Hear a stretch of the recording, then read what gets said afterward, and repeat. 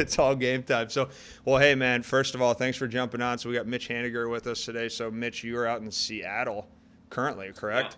Thanks for having me. Yeah. Yeah, man, absolutely. Thanks for jumping on. As I was telling you, just a couple of text exchanges last week, I believe that was, where we were just talking. I was already getting giddy to get on the podcast with you. We were talking about all things performance as far as breathing and some heat, some ice. But I know obviously we'll dive into more of that anyways. But obviously for those who are listening, Mitch is with the Seattle Mariners right now, and it's kind of crazy what's going on with baseball. I'm not in it, but I can watch it from afar and kind of see what's going on and see how you guys are handling some things, which I think could maybe be interesting to hear a little bit about too. But first and foremost, man, cheers to a good evening and good seeing you and good talking with you. And for those who are listening, it'd be cool to kind of give a little breakdown of what's going on, how you're doing, where you kind of got to where you're at. And then you're from California originally. Where'd you go to, Cal Poly?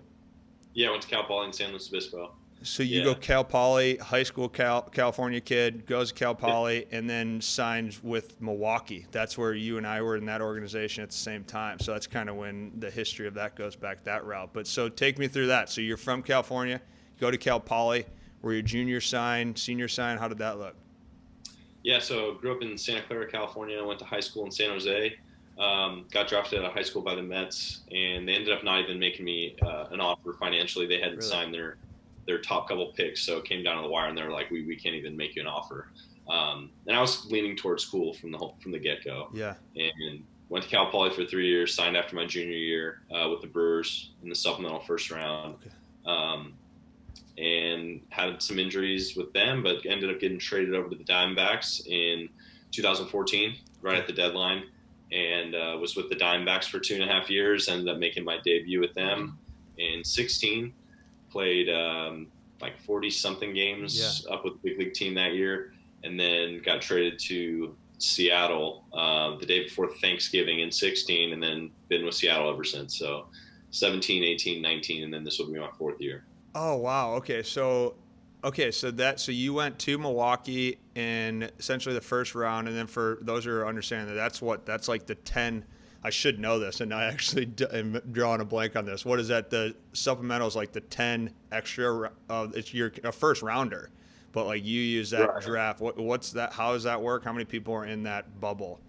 So it changes every year depending on the previous, how I believe it works. Don't quote me on this, but if you're a free agent and you sign with another team, for instance, like I'm pretty sure how it works is so like Garrett Cole signed with the New York Yankees. Yeah. If the Houston Astros offered him that qualifying offer for his 7th year and he turns that down and signs elsewhere, now they get a supplemental first round pick for that. So I believe Oh, sure. for me, it was Prince Fielder ended up signing somewhere else. So Okay. the Brewers had a comp 1 pick, and I was 38th pick. So my year, I think there was 30 free agents that ended up signing elsewhere. So there's 30 supplemental first round picks. Some years it's only 15, 20. It just depends. It all depends. I actually feel embarrassed that I didn't know that, and I hope you nailed that one because I'm gonna have a bunch of people who are gonna be actually probably mad at me. There's a lot of ins and outs in the draft, in the game. Yeah. A lot of little stipulations that are hard to fully grasp. So that's what your agent's for, right? Yeah, 100%. It's just like, hey, I just need to play ball, man. Just hook me up. So when you go to, so you get an opportunity with the Mets, but that doesn't work out. So then you go to Cal Poly, you go there, and then boom, you're with the Brewers. When you were kind of running through that system, what was that senior year looking like? Like, was that a guaranteed I want to sign? How's that route look as your career going into the Brewers? You're basically, were you hearing from other teams? Were you hearing you're your first rounder? You might be in the supplemental. You might be in that first 1 through 3rd round bucket. Was that kind of what you were hearing going into it? So was this by design going that route? So heading into my junior year at Cal Poly, the previous summer I was playing in the Northwoods League Oh, right on. and did pretty well until I had a lingering back issue my sophomore year in college.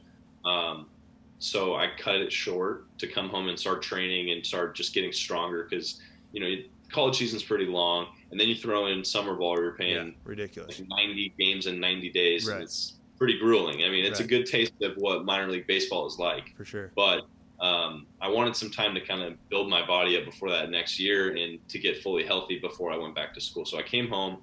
I was playing in Green Bay in the Northwoods League, Okay. and I was doing really well at the time. So I think some scouts or some teams saw me and liked me. Yeah. So heading into my junior year, there were some eyes that were watching, and I had a really good junior year at Cal Poly. And for me, it was just like, if I had gotten more than $100,000, I was going to sign. For sure. I wanted to play professional baseball. In college, your best shot is to make money. Your best shot is after your junior year, or if you're sophomore year eligible. Unfortunately, they use that against you when you're a senior and you get drafted. Sure. They can offer you nothing, and they know you're going to sign because you want to play. Yeah. So luckily, I got drafted high, and I got a lot more than I had ever dreamed of. So that was happy for me. I was really happy with that process. Dude, that's awesome. So what years were you in? Because I was in Eau Claire 10, 11, and 12. So we had to have played against each other. Yeah, we had to. I was there 11. Oh, yeah. Nice. Yeah, the green, what was the bullfrog? There was some, yeah, I can't remember. There was something, because those Northwood games, dude, they make it all the fans, like try to impress the fans. Yeah. There was something in the bullfrog that I can't remember what they said, but there was like something that the fans would or the announcer would yell. I used to hate playing at Green Bay, by the way, but yeah, no. So you go to Milwaukee, and then you get banged up. You got hurt there, you said? So you get into the Brewers, and that's when you got banged up. First, I signed to go to Low A in Appleton. Okay. And the second week of playing there, like 13 games in, I had a really funky slide at home plate and tore my PCL in my right knee. Wow. So flew to Arizona. I had MRI in Appleton somewhere, and they were like, yeah, it's torn. You just have to – no surgery. It's not recommended. Just go back. It'll scar down, and just build your leg strength back up, and you won't really notice it. So did that. The rest of the summer was just basically rehabbing in the AZL. And then I did instructs, and then next year, went back to Low A for the start of it. Got called up to Brevard High A end of May, and then played there all summer, and then went to the fall league that year. Oh, man. So you go, wow, that's crazy. So you get banged up. You're kind of all excited, right? You get drafted. You go to Low A, like, here's the deal. And then funky slide, which sucks in any sport or any capacity, right? So it's kind of outside of your control in that aspect. Now you have to go do the rehab. You got to do the instructs. Then you go to High A, and now all of a sudden you get it back rather quickly. You go to the AZL. That's sort of obviously you look at your path. You're like, I got a shot at making it to the show here. What's the? No, I went from Low A to High A to the fall league. Yeah. So, but I mean, like when you're playing in the fall league, you're feeling like, what's the thought process of in that year span where you get banged up and now you got to go rehab? Is that like, what's the thinking or the fear process of, I just got first round pick and now I'm hurt? And then what was the projection? Like, were you supposed to come back rather quickly? Because you obviously had to have done pretty well post-injury to be able to go right to High A and then go to AZL or the fall league, because you obviously had to have done well there. So what was that system like mentally? It was okay. I mean, I was just happy I didn't have to have surgery. And I mean, I was happy that this happened after the draft as opposed to before the draft. For sure. So, I mean, I've had a lot of injuries. I've had a lot of weird stuff happen, and I always just choose to look at the bright side of things. And I feel like there's always something you can take away that's positive, even in a very negative situation. But I mean, it's just kind of how you frame it, right? You have to find a way to frame it so you can benefit from it. 100%. I mean, what's the childhood looking like in terms of the college baseball, high school baseball, summer baseball with the coaches aspect? Like, I obviously talk to a lot of athletes, and you find people who have to frame it, right? But at the same time, you got people in your corner. So what's your system in that system where you kind of get all, not something like that takes place and you have to shift perspective? What's the corner of how you grew up? Take me through a little visualization of that and how you kind of come to that perspective. Yeah, I mean, I guess parents and grandparents just always taught me just work for everything and work really hard. And if you're going to do something, give 100% effort, and that's all we ask of you. Yeah.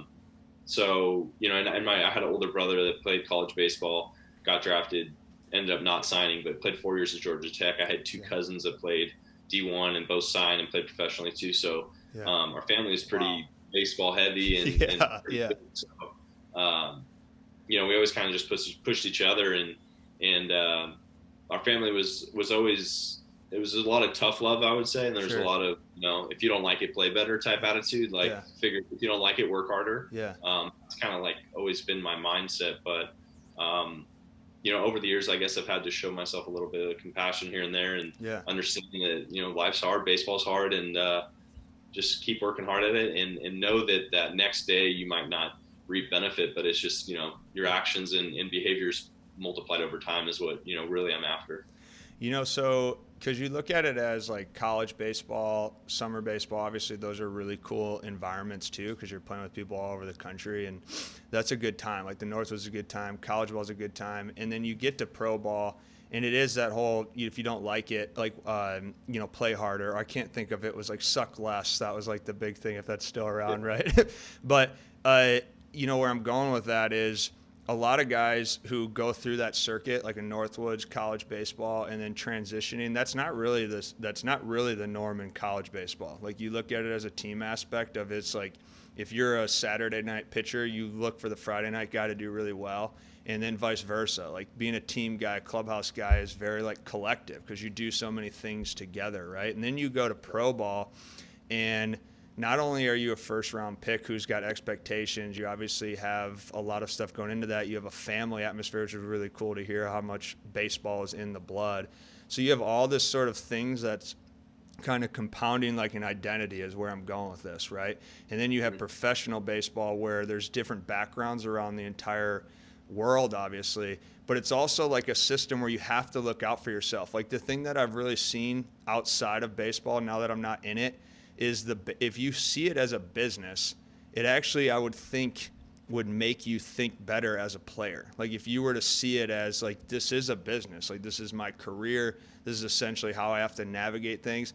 Do you think that is like the quicker you can transition into that mindset out of college, the more success you're going to have professionally? Or do you, take that and run with that for a bit, because you've obviously played for a long time now, and you have time in the big leagues in two different places. I mean, that's got to be a wild thing to really break down. Yeah, I think you hit it, nail on the head. I think you have to look at, it's kind of funny. I was having this conversation with my wife the other day, because I do so much for my body, and I do so much for myself and my performance, my mental performance, my physical performance. And some people kind of look at me and go, man, you do a lot. And it's like, well, I have to, and this is my job. Like, my job is to perform. And there's a lot of different things that go into that. Like I said, mentally, physically, even emotionally, off the field, on the field. Like, you have to be well-rounded and be able to monitor your emotions, monitor your thoughts. All these different things play into it. And I almost look at myself as a small business owner. Wow. Mitch Haniger, the athlete, is my own business. Yeah. So, and then you can even go into talking about how you have different personas, where I can't be the athlete, or I try not to be the athlete when I'm home with my wife, and I want to hang out, and my wife's pregnant, so we're going to have a child soon. I can't be, if I want to be the dad, I have to be able to switch out of that persona when I go to the field and I'm facing the guy throwing 100 miles an hour. 100%. There has to be different things. So you kind of, and that's hard to learn. I think that comes with experience. So a lot of the things I feel like I've gotten better at over the years, or learned over the years, I couldn't have just done them earlier. If someone told me, it's come with experience, but I guess I'm always looking to speak to other guys, veteran players, and just learn about everything. I think it's really, I'm always in that growth mindset, just trying to soak stuff in and see if it applies to me. Some stuff that might work for you, if I take in and try it out and I don't find it works, you have to find whatever makes you tick better and makes you work and makes you perform better.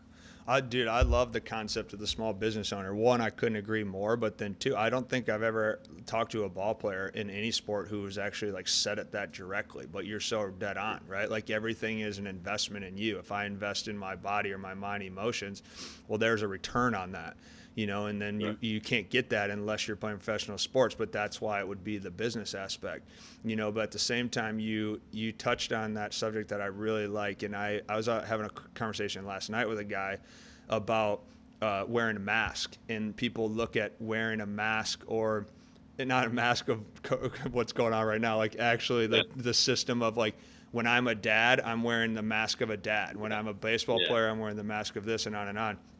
And I think that a lot of times we would see that as unauthentic. Like, you're different on the field than you are at home, or you're different at home than you are with your friends. But I don't. I think that that is authenticity.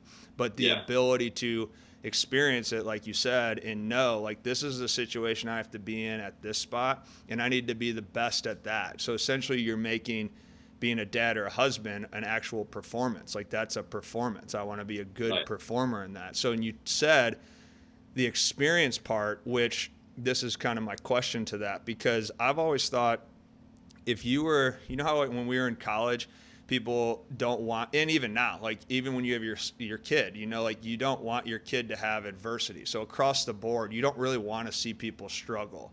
But then, like, intuitively and innately, we know that's important. Like, I know if I'm sitting there with you as your teammate or your coach, I'm going like, Mitch, you gotta go through some struggle like this. If you don't have adversity, then it's not going to work. But at the same time, it's like, you don't want that to happen, right? Yeah. So you want it to be like small adversity, right? You don't want big crazy things happening. But yeah, you're exactly right. You don't want your loved ones or your kids to experience something bad. But at the same time, that's where the growth is, right? Like, I couldn't agree more. That's going to be a tough one. That, you know, you want to feel like you show your kid a lot of love, and you're there for him or her, and, you know, you help them, guide them through tough situations, but you want them to experience some adversity, and you want them to fail. You know, I think all my failures have helped me a ton.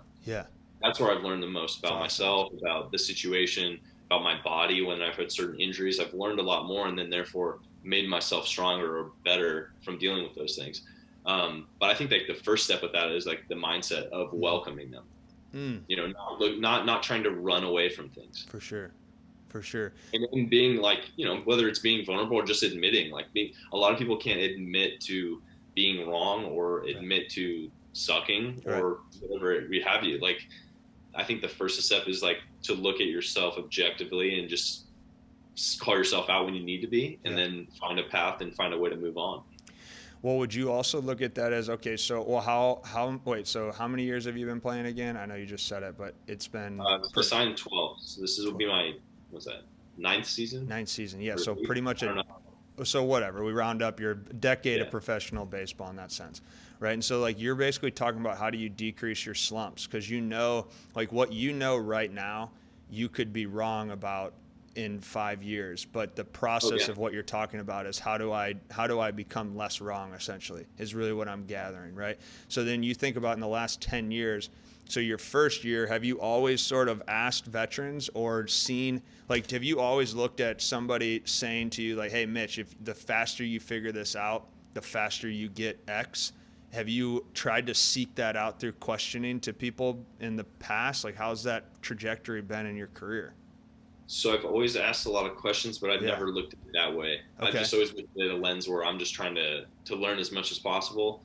And because I don't know, the way I see it is, like, for me, especially as an athlete, I'm always stealing from everyone. Like, 100%. Whether it's thoughts, ideas, concept, like, and trying to make it work for myself. That's at least how I've operated over the years. And some things I've figured out on my own, and I've figured out that they work. But a lot of the things I heard a guy say, or, you know, whether it's an approach or philosophy on something, and then, because I don't know, how I see our actions or the future is that we're just making our best guess on everything. For sure. We're going off of prior experiences, someone else's, like, advice, and then making your best guess. For sure. So the more info you have, hopefully the better your decisions will be. But now you don't want to ride that fine line where you're just flooding yourself and then you can't make your own mind up, right? But that's where just, like, staying in the present and not focusing so much on the future comes into play. Well, that's what I was going to say. Go deeper into that. So, because there's something in there you can peel even more, because I freaking love that. But at the same time, take that into information overload, because there's so much. You're a major league athlete. You have access to any information in the performance world you could want or get, and that can be good and it could be bad. Right? So how have you navigated, maybe I'm getting too much, or maybe I'm trying, because you ever felt like you're trying to get so much information that you feel like you don't know anything and you want to get more faster, and that almost stresses you out? A little bit, but not so much. I feel like the only area it's hurt me was, let's say, swing mechanics Okay. wise. Okay. Where I would say over the past year, more information, I started to realize that it was actually a detriment. Where before it was more feeling my swing, Yeah. being balanced, having a game plan, going over the scouting report and studying the pitcher, but not getting too in depth. Sure. And I feel like last year is when I got a little bit too much info crazy, I would say. Yeah. And that's where the game's going too. So I'm happy I went through that because I learned a lot. Like, Sure. I think that's where now I kind of look at my life, and especially this goes along with training, with, I wouldn't, maybe a little bit with diet, but I looked at more to cut things out as opposed to constantly add stuff in. Yeah. I like simplicity a lot. I think there's a lot of a beauty of simplicity and doing Sure. the simple things really well. And I think nowadays everyone's always searching a little too much, and I've been guilty of that, and I kind of figured that out. So I'm sure it'll be a constant battle, but at least I know I have that checkpoint within me that I can kind of look back on and question, like, is this like, what am I trying to get out of this? Yeah. If it's a new concept or a new swing mechanic idea or whatever it may be. Yeah. What's the purpose behind that? So when you talk about the trajectory and checkpoints of your career and talked about simplicity, was that always easy? Like, what was the process of when you go to the big leagues and that stage or that new, whatever you want to call it, that limelight? How do you stay simple? Like, how do you stay simple in such a stage or a perspective to everybody else? How have you continued to find that simplicity or that ease to keep yourself, neutral at a major league level? Yeah, would you say more mindset or physical, or like in what context, I guess, are you? Yeah, that's a great question. Well, I mean, I look at it, well, I'll ask it in both. So I look at it in, this is, again, you've lived it, so you can take me deeper. But, I mean, when I watch major league guys get called up for the first time, you always hear guys, for the most part, as a hitter, you guys get called up from AAA where you could have been an everyday starter, and then all of a sudden you're a pinch hitter in the seventh. Right? And guys struggle with that tremendously, and they're super fatigued after those games. So I've always thought, well, how did you play every day in AAA and have the worst travel schedule known to man, and then go up to the big leagues, and now you don't play until the seventh inning, where the first time in your life the entire environment is set up to make you do well for that 5 minutes of performance. So obviously that's a tie into mindset and emotional and all that sort of stuff too. Yeah. But it's like, your routine, does it actually change when you get to the show, or does it, like, why does that happen? Why do people taper out? Why do people burn out in their fuel systems, or why do people not able to recover all of a sudden when they move up the ladder? Yeah, I mean, I don't know the answer, but my guess would be multiple different things, whether it's stress levels raise, stress on and off the field. I don't know. There's a lot of different things, Yeah. It's a hard question. Yeah. I could go like a million different routes to answer that, but I would just say, like, maybe guys stress more. I think in the minor leagues, winning at the big league level, there's nothing better. It's so much fun. But I would say when you're losing consistently, or you're not on a good team at the big league level, it's much more miserable than at the minor leagues. And really? I don't know why, but minor leagues is a lot more fun because, I don't know, there's something about grinding together with a whole bunch of guys, and like and I guess maybe so that at the big league level there's a lot more pressure because everyone feels like their job's on the line, right? Sure. Even if you're losing consistently, even coaches feel that way. Yeah. So there's a lot of pressure, and there's a lot of pressure from the media every night. There's a bunch of more pressures and more people kind of lurking over you than at the minor league level. Do you feel when you're at that again? So now look at that as the simplicity of the mind. So when you're at the field, what's it like what would set you up, or what gives you the position to at least be able to make the best choices when you're at the field mentally? Like, what have you noticed from that transition? The media outlet, the win-loss column, when you're playing Major League Baseball, what is like the things where you go, hey, like, I can't stress about this, or I know the answer to this and I need to actually start implementing that into my life, right? Like, how do you comprehend or become aware faster in a mental, emotional capacity so that you can see those things? I would just say experience a little bit. I mean, getting better at it. But for me, kind of always going back to like control what you can control. Sure. I can't control whether what guys write about me or, when people are saying bad stuff. So I don't really care. I can't control what they write. I can't control when people are saying what, so for me, it's like, why am I going to stress about it? Yeah. And just focus on what I can control. And that's, for me, it's always been come to the field every day and prepare to win.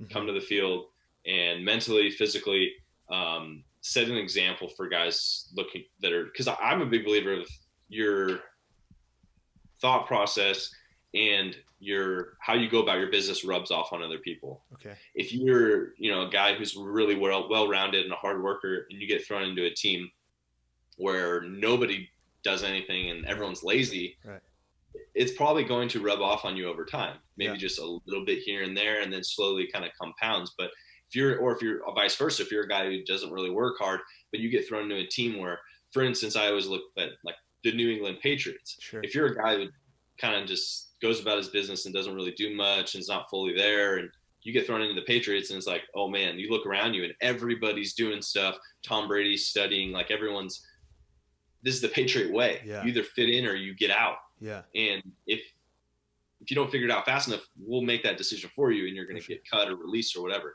So that's what I was kind of trying to, if someone's watching me, and I try to be the same when someone's not looking as far as when someone is watching. So, but like, I want to rub off on people. And I think that if I rub off on people, it's going to help, because I've taken a lot of pride in my work ethic and how I go about my business. It's almost like the more you push me, you're being pushed. Like if you push me, if you're chasing the edge or you're pushing yourself or pushing somebody else, then you're going with them, right? It's like we're kind of going, if the Patriot way, if Tom Brady is rubbing off on everybody else, well, then he's now at a level of accountability.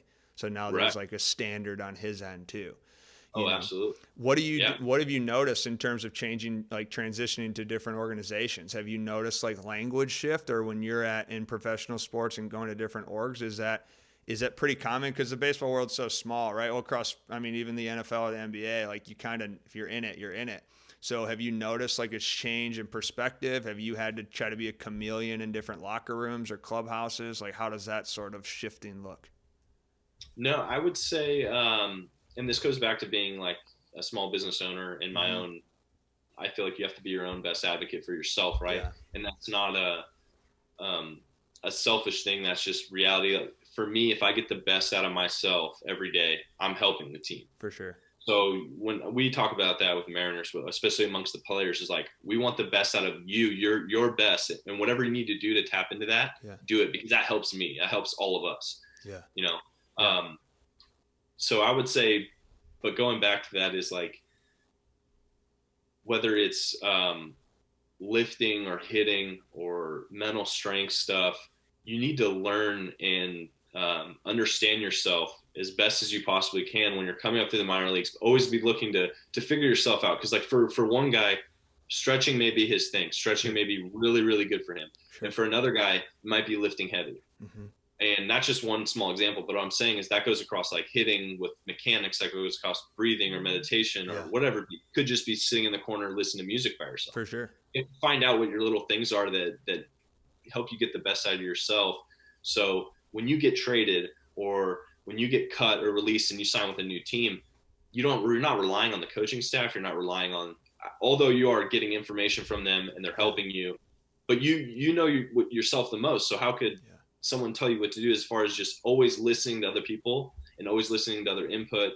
And I kind of want to be my own little expert in each field, so that wherever I go, I have all the info in my head. I don't need to rely on people for this and that.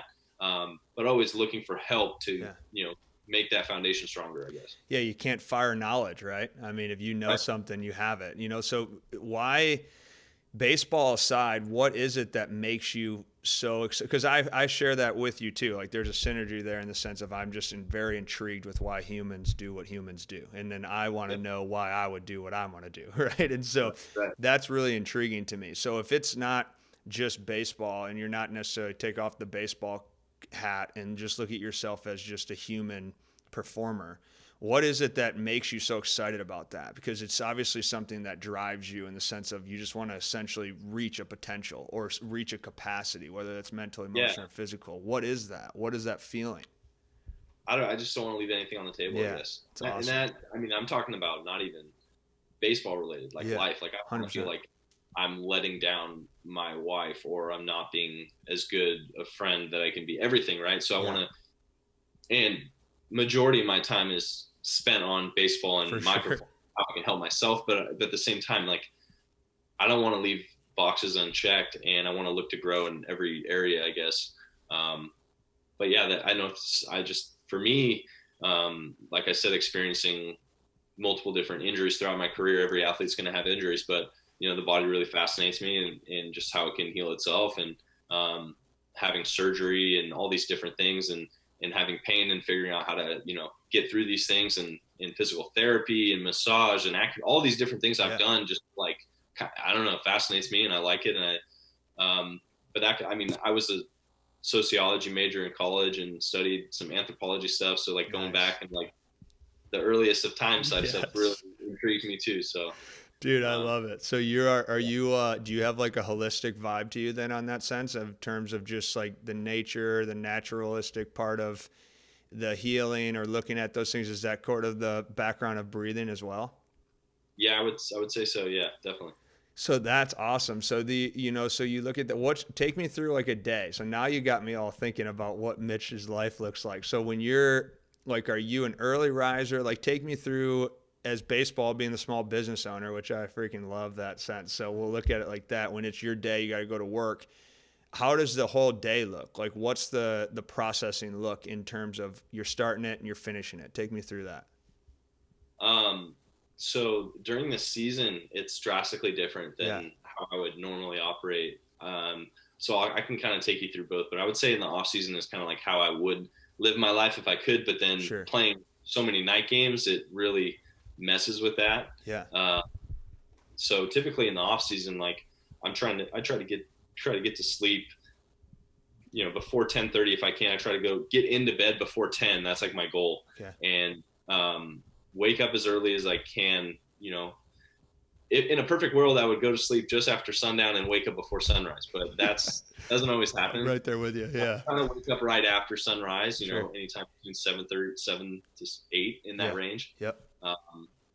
Huge coffee fan. So love coffee. Sometimes I'll try to move around first before I have my cup of coffee. Cool.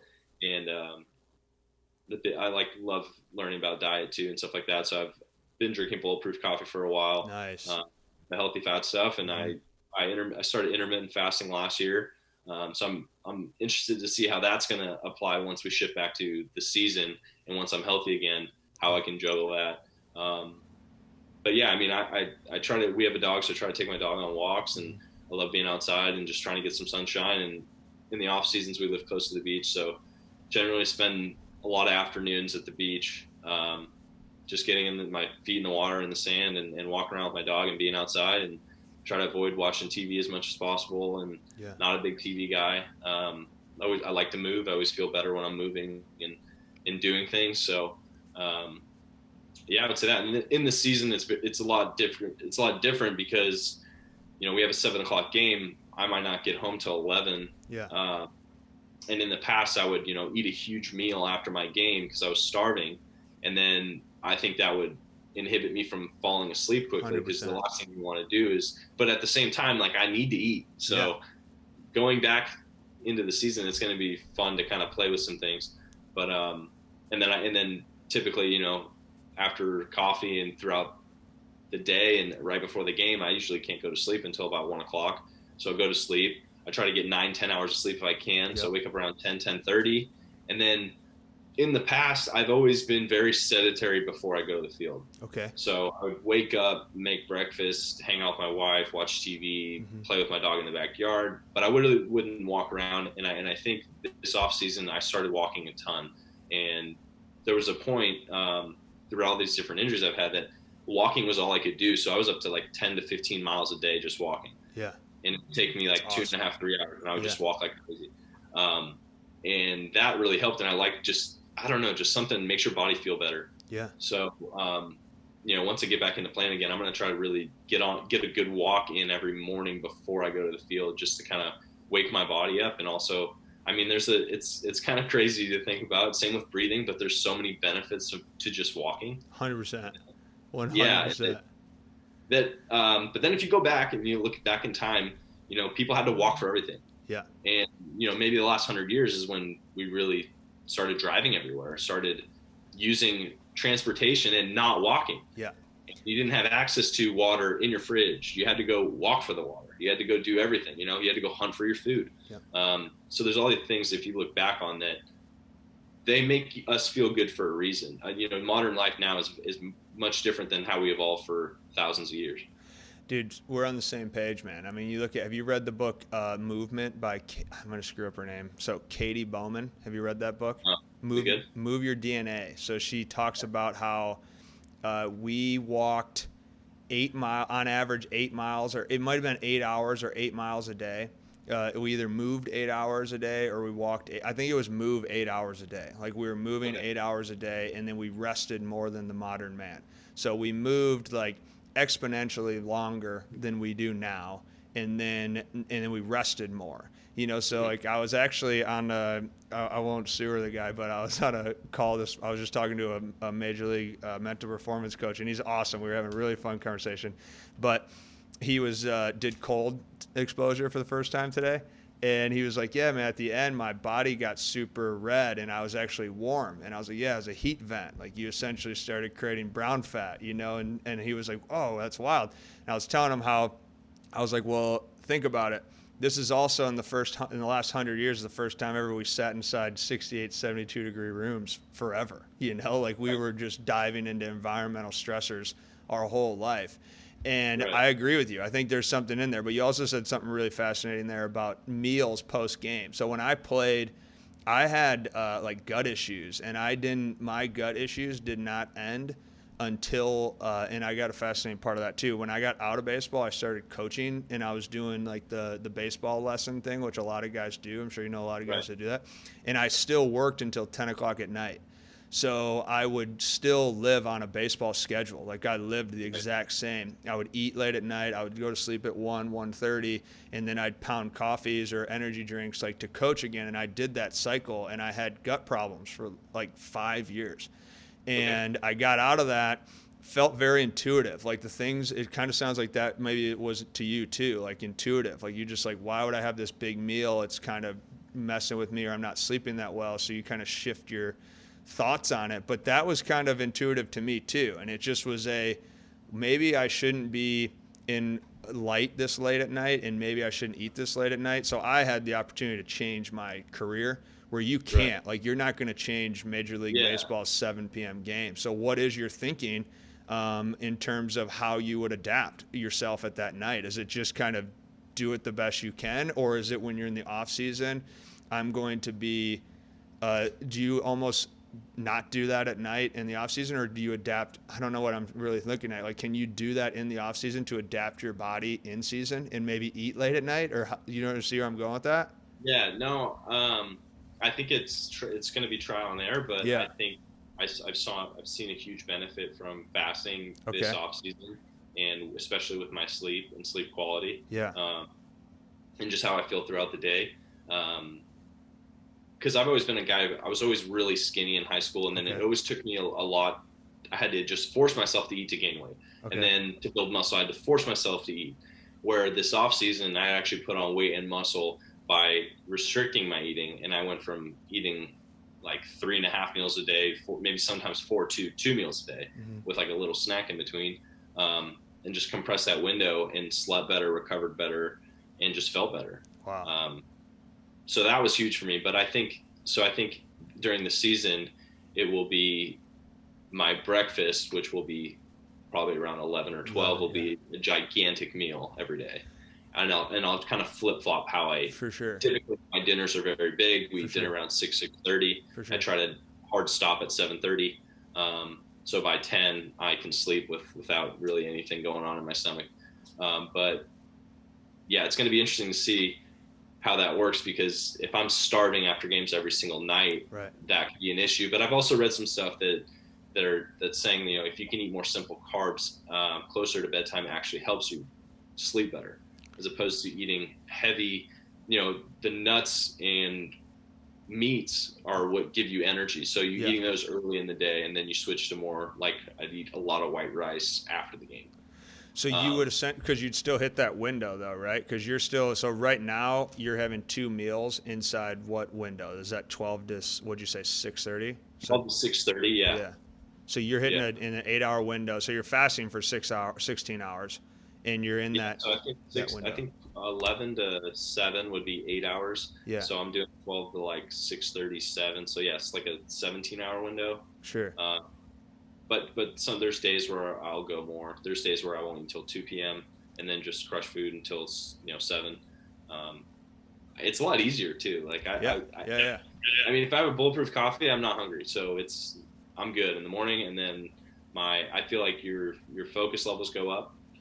People think like, oh, you got to get some food. I was taught you got to get some food in you before you go to school, or you go work out, or do this or do that, and that's completely false.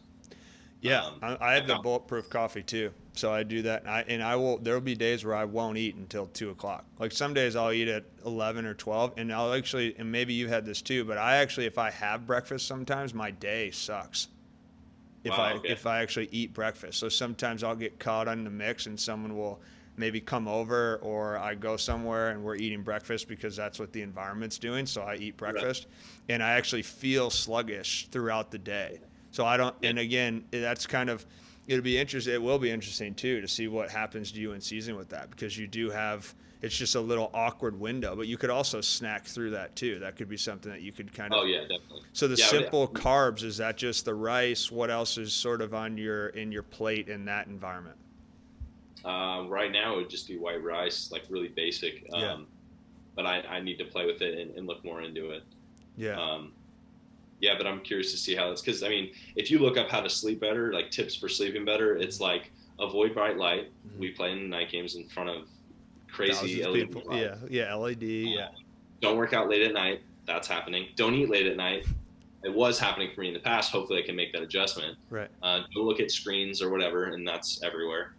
So there's a lot of, and don't switch time zones frequently while we travel for a living. So it's like everything that, I looked it up. I was like, well, I'm screwed, So I guess you just have to be really good in the other areas, right? Yeah. You have to be really good in the other areas to kind of supplement that. And then that's like why in the off season, and the reason why I do all this stuff is because I like it and I feel better when I do it. So when I go home and I fast in the off season and I go to sleep early and I wake early and I spend a lot of time outdoors, I feel really good. And I feel like in the season, I've kind of been in that mindset where not mindset, but that loop where it's sleep, wake up, eat, go to the field, come back home, sleep, wake up, go to the field, and just over and over and over. But I think it's going to be crucial for me. And then off days was like, I just want to lay in bed all day and watch movies and sleep. Sure. But I think getting outside and getting into the water and doing stuff like that is going to be really beneficial. Because that's what I do in the off season, and I feel great. Yeah, well, it's almost like it's also counterintuitive to how we kind of thought early on too, because you used to look at your off day as, let me just lay here and that'll recover me. But it's almost the opposite. It's like, well, actually movement or being on the beach with my feet in the sand and around the sun and with my wife and my dog is actually emotionally checking me off, mentally checking me off, and then physically I'm just actively recovering. And you said a really cool thing there where I think a lot of athletes could tremendously benefit from, in the sense of you need to be dialed in on your other areas, right? So when you talk about your other areas, and just, obviously it's a weird time with where baseball's at and how you guys are living in general, but when you say other areas where if I can't dominate necessarily the sleep that I want, or I have to eat late at night, what is the thing that you double down on? Is that your breathing focus, or is that your focus on that sense? Is that sort of the trajectory shifting of that's where I'm going to double down here on breath work, and I'm going to just have to deal with my evening meal or my late night travel? A little bit of that. I would just say a mixture of both. So just making sure that I'm not eating fast food, For sure. If I have to eat late, at least I'm going to eat really healthy food. Mm-hmm.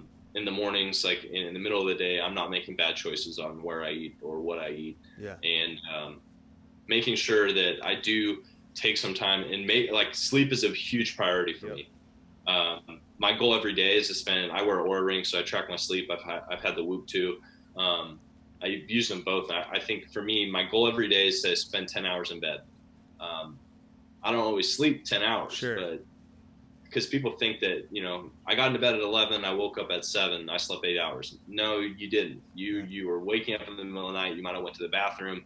You toss and turn. Like you're not actually asleep for those hours you spend in bed. So my goal is if I feel like if I can spend 10 hours in bed, I'm going to be sleeping for at least 8.5. And hopefully more so 9.5, but that doesn't happen. So what you're saying, okay, so when you're in the bed for 10 hours, is there, like, if you get up and there's an hour left, are you just chilling? Like, are you reading? Do you read in the? No.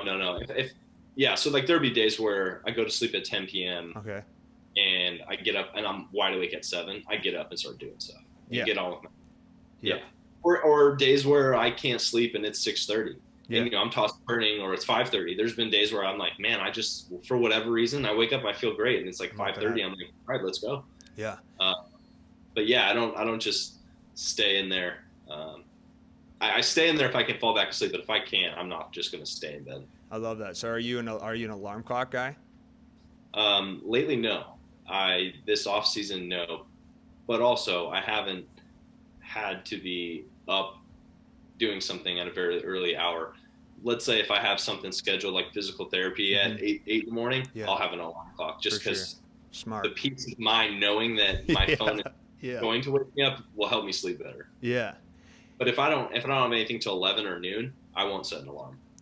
Do you look at do they take care of the diets? Like if you have a specific diet and you're on a team, like obviously if you have control over everything you eat right now, when you're in teams, do you guys have control over what you want to eat? I know there's a bunch of options, but how does that, is it just free for all? Do you kind of get to make like requests, or how does that look? So I think every team is different. And every go, it's a little different, but at the big league level, they do a really good job of having a lot of different food available for you. I feel like it can kind of cater to every type of diet that like a guy may be following. And in Seattle, like if you have a dietary restriction or you're trying to eat a certain way, like they're going to help you make that happen. That's awesome. Very good working with you, but I'm sure I've played with a lot of guys who are like dairy intolerant or something like that, and I have to avoid it at all costs. And I think it's just kind of on the individual to make sure you don't eat that. It's not like here's your own like perfectly made meal that's all for sure free and everything. But I think it's kind of up to you, but they do a really good job. Dude, that's awesome, man. It's really fun to listen to you in terms of just the dialness and the focus of it, and I think of it, I obviously have to ask this because this is what I do a lot too of me. I've always been a really curious, like psychological guy. I've always just really enjoyed asking questions. I've always enjoyed reading and thinking through things, whether it got me something or not. I just thoroughly enjoy thinking about thinking, and so when you think about like just your mental, like higher calling as a human, right? So I always sort of, I think that this will be fun to kind of give you that background, then tell it to you from this angle. So like we have these physical objectives, like I always break it down into breath, nutrition, movement, and sleep. Like those are my non-negotiables. Those are I'm not going anywhere besides that. Like if I nail those, I can make a choice to live how I want to live. If it happens to be baseball, then it happens to be baseball. If it happens to be a podcast, that's what I choose to do. So what I mean by that is when you look at your non-negotiables and then you kind of have your option to have a higher calling. So like expanding your consciousness, expanding your thinking, expanding your mental space. What is the things that intrigue you to kind of expand the way that you think, but it's not necessarily stressful. So it's like intriguing and things that you're curious about, just about what you potentially could intuitively come up with, just as a human. Does that make sense? Yeah, a little bit. I'm going to answer and you tell me if this is what you were thinking, and Yeah. feel free to be like, no, that's not what I'm saying. I guess my whole thing is like, I love to learn. Yeah. And particularly in areas where I feel like it can really help me, right? I don't really look to learn about stuff that I can't apply to my life. Sure. But I feel like if I can learn as much as possible how to be healthier, eat better, sleep better, perform better, have better relationships, all these different areas, I can now help people around me, right? Yeah, that's awesome. I've had to learn how to have a lot of compassion, because I've learned that, and this is not like I'm sorry if it's a humble brag, but I feel like I'm a lot more motivated than maybe the average person. So I kind of had to learn to have compassion for other people that may not be as motivated to be, super healthy or to sleep better or to do all these things, because maybe their job doesn't require that, right?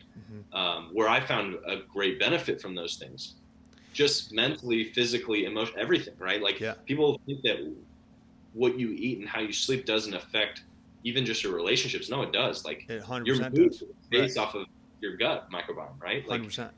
a ton of different things. So now that I know that, I can't ignore that. I can't, one of the like really good mental coaches and that I've listened to speak a couple times talks about how like I think how he says is there are no there's non-negotiables, and you don't really have a choice. Like either this thing is going to help you get better or it's not. So you don't have a choice. Like if you want to be great, you don't have a choice. You have to do that. Yeah. I have to eat healthy and get good sleep if I want to be good. So that's kind of how I look at things. No, you answered that awesome. I mean, what I'm gathering from that answer and how I'm thinking it or perceiving it is it's kind of sucks, because it's like you don't know what it's like to be healthy. You don't care about health until you're not healthy.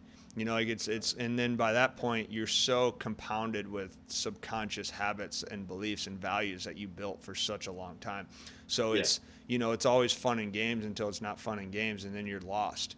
And so when you think about that answer, did you always feel like that even growing up? Like, did you think when you were younger, I'm really motivated or I'm really excited? Because I'll use the word motivated and I'll switch it into excitement, right? Because you just seem very excited about growing in your own thinking and what you can do.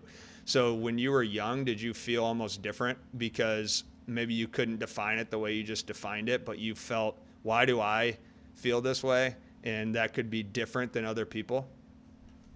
Yeah, a little bit. I would say, however, what I felt like in maybe high school and middle school is just like, I guess motivated is a good term. I'm sure there's a better way to describe it, but like, I just always felt like if I want something to change or I want to do something or get somewhere, I have to put it to action. Yeah.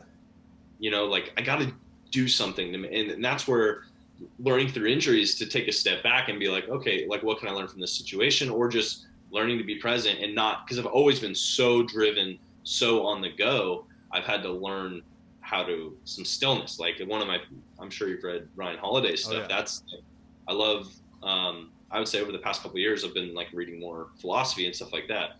And that's really helped me with baseball, with everything. So, I've always been on the go, and my type of personality is like, I want to be doing things. I don't like sitting around and just relaxing. Mm-hmm. There's a time and a place for that, and I try to have that in my day every day. Mm-hmm. And I think it's very important. But at the same time, like even just like going on a vacation and sitting and just relaxing for like 5 or 6 days, I'd pull my hair out. I want to do something. Yeah, no shot. I can't just sit there and I can do it for an hour or two. But after that, like let's go.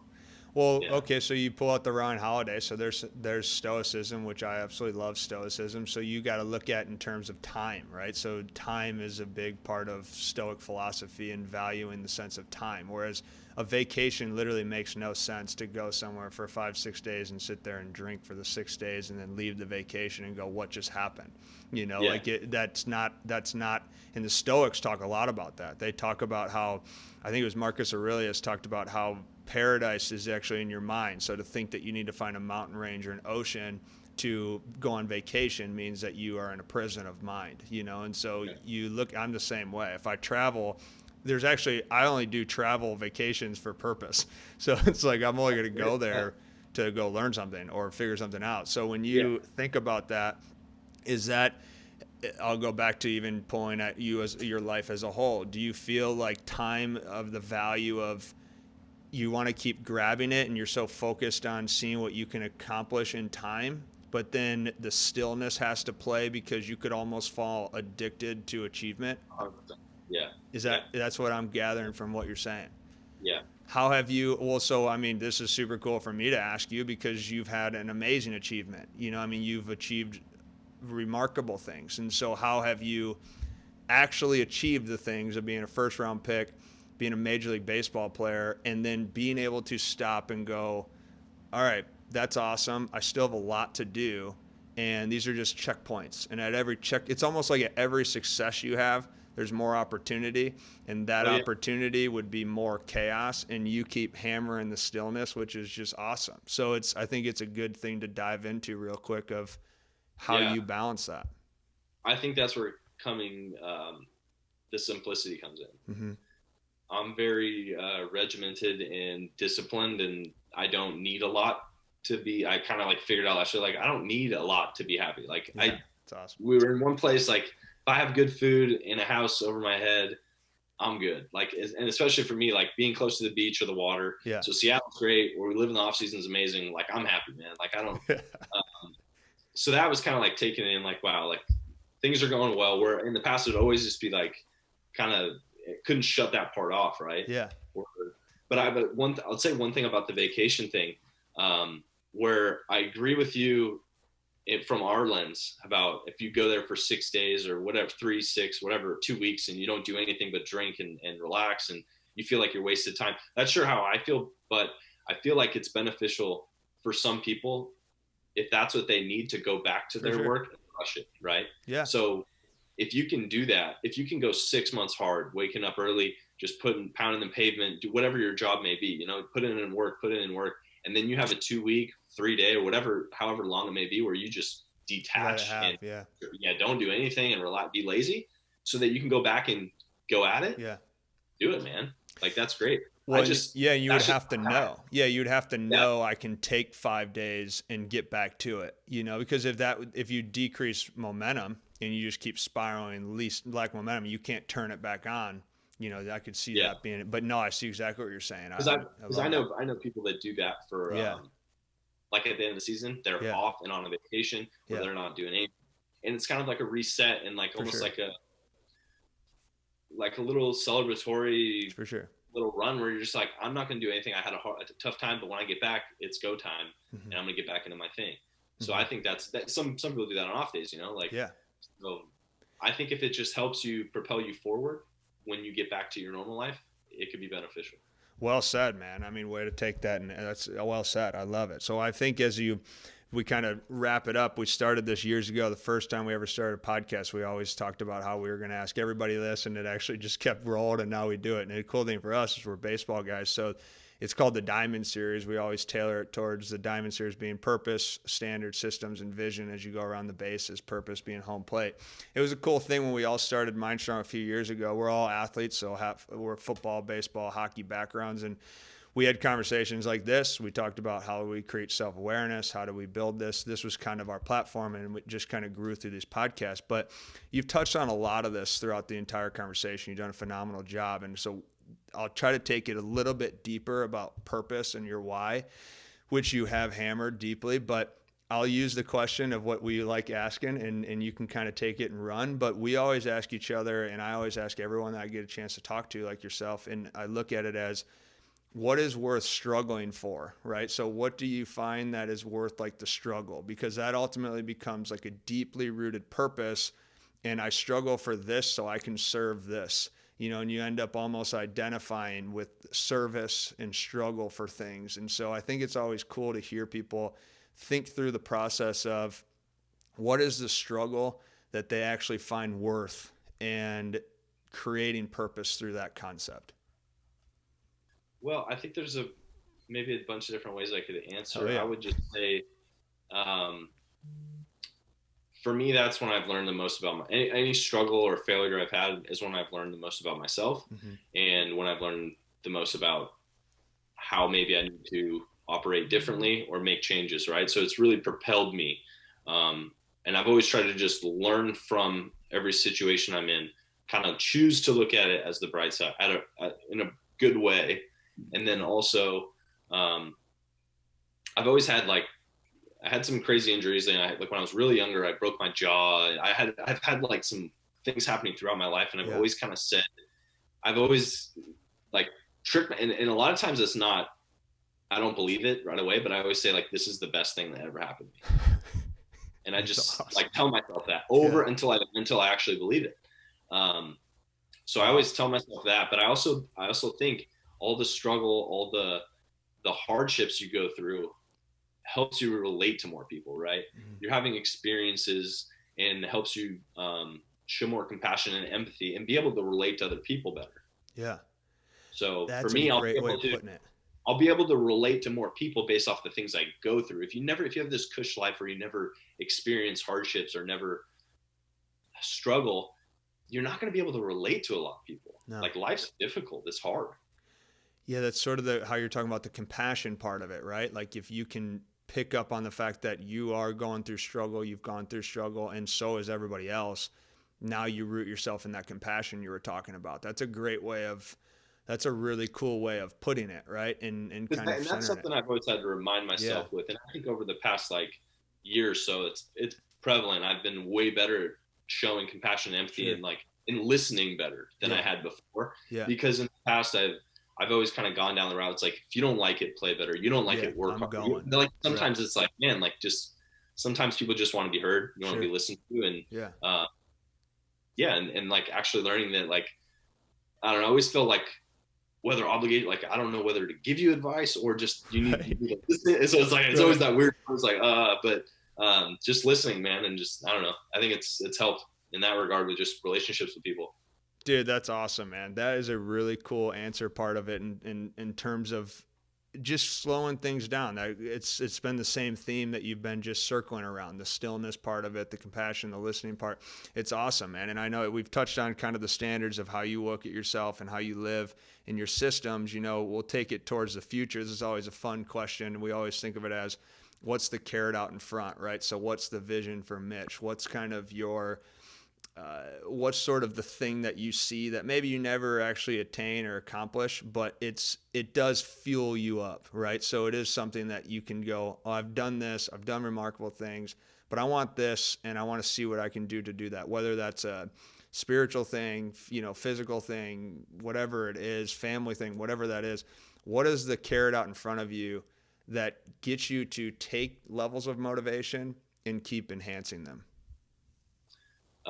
Never looking too far ahead, I guess. Yeah. That's the battle. So in the past, kind of looking too far ahead, where now, I mean, and it's been like a constant battle. So there's been years or months or whatever where I don't even think about the future too much. But now I feel like over, 29 now. So like 28 years, I was always kind of like chasing something, right? Sure. And then whether that was like getting to the big leagues, you finally get called up. You're like, I'm here. What do I do? Like there's all these milestones where I've gotten to where I'm like, okay, now what? Where it's like, just stay in the present as much as I possibly can. And that's probably the hardest goal anyone can have. Right. Yeah. 100%. And like we talked about earlier, is like the value of my time. Time is the one thing you can't, people say they can't buy more time, which I agree with. Sure. But I want to play baseball as long as I possibly can, accrue as much knowledge as I possibly can with diet, performance in baseball to hopefully help my teammates and then eventually the younger generation and my kids. But also I want to play and work really hard so that at the end of my career, I can choose whatever I want to do. Right. And it's purely based off what I love, and there's no obligation to do anything. Hopefully we're in a, position financially where I can do whatever I want and just kind of follow my heart. And up to that point, it's been baseball, and it is baseball right now, but I know one day it's going to change. And it may be baseball, it may be coaching, right? Yeah, I don't know. Who knows? Right. But valuing every day is just living here and now and doing as much as I can today to take me to that, how I envision my life right now is long career, couple kids, happy marriage. So what do I need to do today to make those things continue to pull me down that road?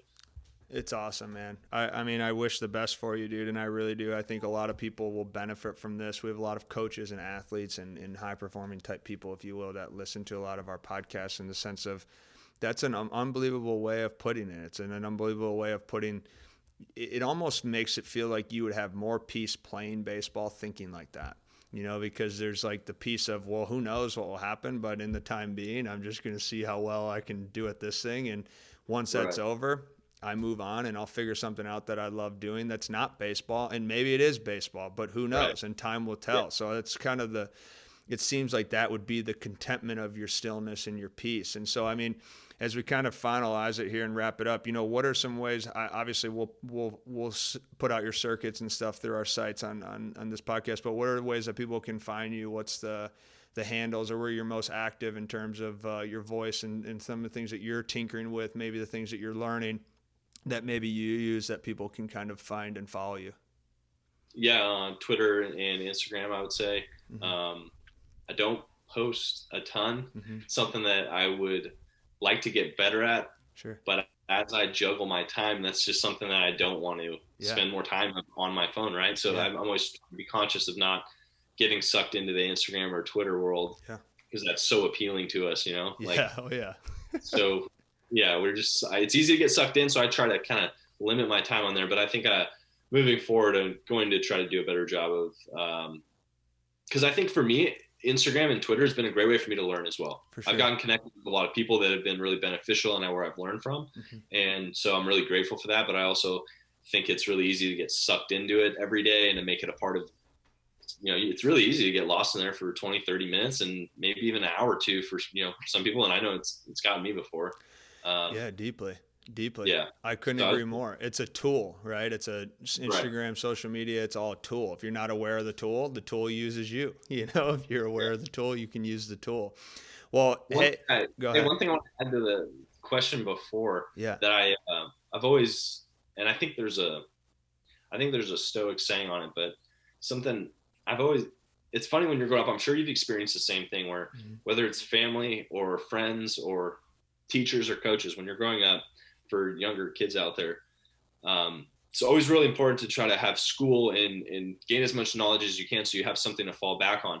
But I really disagree with having a plan B. And that's where you kind of brought, like, that's where I don't know what I'm going to do after baseball. It may be baseball. Yeah, who knows? I love the game. I might coach, but I don't have a plan B because I know I'll work hard and figure something out. Yeah. I'll know that I'm not winging it, but because I'm getting better at all these different areas that I'll maybe there's a career for me waiting out there that I don't even know. Right. But I don't. It's funny that like, what are you gonna? People always ask like, what are you gonna do after baseball? I'm like, I don't know. I don't care. Like, I don't know yet. Right. I think never like allowing myself to go that route helps me. Where I think some people in the past, they were kind of like, you have to have a plan B. You're not gonna make, like, a lot of guys don't make it. Like, you've heard that your whole life. Oh gosh, yeah. You're growing up, and I'm like, shut up, man. Like, you don't know. Like, I heard to have a plan B when I was starting a company. Have a plan B for your company. Well, like, so that I can fail better at this one. Like, Well, I think of it, I mean, you're running a business, man. I mean, I teed you up in that, and I thought you answered that wildly accurately of what I was hoping you would say when you said it a little while earlier in the conversation. But you are running a business, and like, if you don't take care of your business, which involves your health, your family, your mental, emotional, and all that capacity, which in your case it's baseball. So if you don't go all in on your business, well, then you don't have a long career. You don't have all this sort of stuff. And it's all just a platform of knowledge. Essentially, right now, your school is baseball, and that school gets to teach you all sorts of these performance things. And along the lines, you also learned a ton about health, nutrition, movement. You networked with amazing people. I mean, there's people in your environment who are also extremely highly competitive, thought-provoking, great leaders, and you're aligned with them. So I agree. I think that I'm very happy that you ended it like that in terms of making sure you touched on that and we touched on that. From my end, Mitch, I think, again, We touched on time. I say this to everybody: to give away your time is very admirable. So I admire you, and I'm very honored that I got to have this conversation with you. It's really cool because we just had when we were talking last week, I was really excited to talk to you because I knew that we would go down a rabbit hole like that, right. and it was really cool to just have that conversation. I really value that conversation that we had in this conversation. So, I mean, from my end, in the MindStrong crew, man, I really appreciate your time. You're doing a lot of stuff right now. You're trying to do a lot of things. You're in a crazy world of what's happening with baseball in the world, and you guys are just doing good things for people. Baseball as a whole are doing good things for people, and you guys are in the absolute chaos of chaos. So to step away and have this with me and give me this time, and for the MindStrong crew and our platform, man, I really appreciate that. So I thank you for that, and I thank you for doing that and finding some value in it. And I really do. I look forward to passing this out and getting people to hear this, because it's going to be really cool for a lot of people, not just sports. You don't have to be an athlete to follow this and hear this and grab a hold of this. There's a lot of people who can grab a lot of nuggets that you just gave. So again, thank you, man, and I really appreciate it. Yeah, thank you for having me, man. This is it's been great. I mean, I think even when you have an opportunity to speak on your own values, beliefs, whatever it may be, I know I take something away from this, and it helps me get better and refine my things and hold me accountable as well, right? For sure. Not just talking the talk, but backing it up. So yeah. Thank you. Well, hey, man, I appreciate it. We will talk soon, and signing off. Cheers.